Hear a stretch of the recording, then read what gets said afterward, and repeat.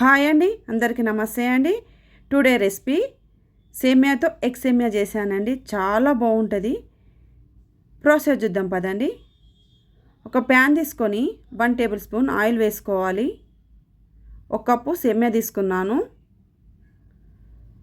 ఆయిల్లో ఫ్రై చేస్తే సేమియాకు అతుక్కోదండి, మంచిగా పొడి పొడిగా వస్తుంది. తర్వాత 1 కప్పు తీసుకున్నాం కాబట్టి సేమియా 3 లేదా 4 కప్పుల వాటర్ తీసుకోవాలి. కుక్ చేసుకోవాలండి. సేమియా త్వరగా కుక్ అవుతుంది, మెత్తగా అవుతుంది. మనం చెక్ చేసుకోవాలి మధ్య మధ్యలో.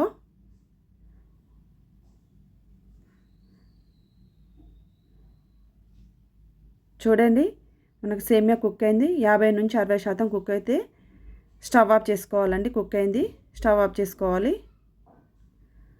ఒక బౌల్ తీసుకొని స్ట్రైనర్ పెట్టుకొని సేమియాను అందులోకి వేసుకోవాలి. మొత్తం నీళ్లు పోవాలి. తర్వాత కూల్ వాటర్ ఉంటాయి చూడండి, కూల్ వాటర్ వేసుకోవాలి. అప్పుడు మనకు సేమియా పొడి పొడిగా ఉంటుంది. ఒక ప్యాన్ తీసుకొని ఆయిల్ వేసుకోవాలి. 4 ఎగ్స్ తీసుకున్నాను నేను. మనం సేమియా ఎక్కువ తీసుకుంటే క్వాంటిటీ తీసుకోవచ్చు, ఎక్కువ ఎగ్స్ను పెంచుకోవచ్చు.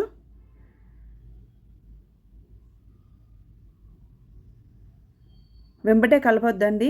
ఒక 1 మినిట్ తర్వాత కలుపుకుంటే మనకు ఇలా పెద్ద పెద్ద పీసెస్గా ఉంటే మంచిగా ఉంటుంది ఎగ్ సేమియా. తర్వాత బ్లాక్ పెప్పర్ వేసుకోవాలి, కారము వేసుకోవాలి, రుచికి తగినంత సాల్ట్ వేసుకోవాలి. ఒక 2 నిమిషాలు హై ఫ్లేమ్లోనే ఫ్రై చేసుకోవాలి. అల్లం వెల్లుల్లి పేస్ట్ వేసుకున్నాను. కుక్ అయిందండి. ఒక ప్లేట్లోకి తీసుకోవాలి. మరొక ప్యాన్ పెట్టుకొని ఆయిల్ వేసుకోవాలి. సన్నగా తరిగిన ఆనియన్స్ వేసుకోవాలి. ఒకటే తీసుకున్నాను నేను. తర్వాత 3 లేదా 4 పచ్చిమిర్చి తీసుకున్నాను.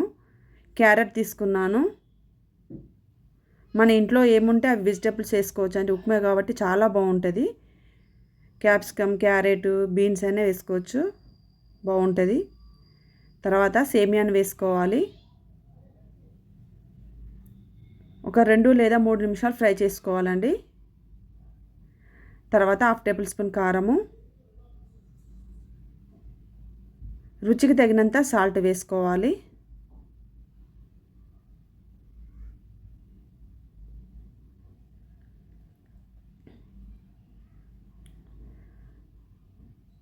మనం ఫ్రై చేసుకున్న ఎగ్ ఉంది కదండి, ఎగ్ను కూడా వేసుకోవాలి.